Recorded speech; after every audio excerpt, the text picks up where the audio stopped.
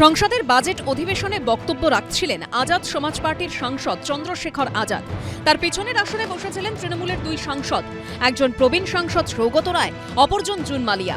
Budget অধিবেশনে যখন গুরুগম্ভীর আলোচনা চলছে তখন সৌগত রায় ও জুন মালিয়ার এই ছবি সোশ্যাল মিডিয়ায় খুব ভাইরাল হয়েছে। বারবার কথা বলা, হাসাহাসি, খুনসুটি, সোশ্যাল মিডিয়ায় জোর আলোচনা, জল্পনা, গুঞ্জন। এই ভিডিও নিয়ে এবার ব্যাখ্যা দিলেন দমদমের তৃণমূল সাংসদ। পার্লামেন্টে প্রায় 550 সদস্য আছে। একজন যখন বলে তখন তার মধ্যে যদি 300 লোক থাকে, 200 লোকই গল্প করে। পার্লামেন্টে সবাই সবার সঙ্গে গল্প করতে পারে।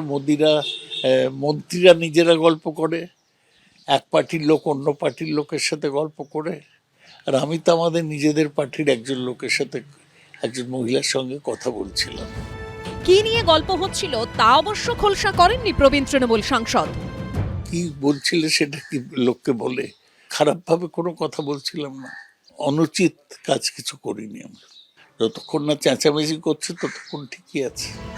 সংসদ চলাকালীন দুই তৃণমূল সাংসদের এই গল্পের ভিডিও ভাইরাল হতেই কটাক্ষ ছুড়ে দিয়েছে বিজেপি।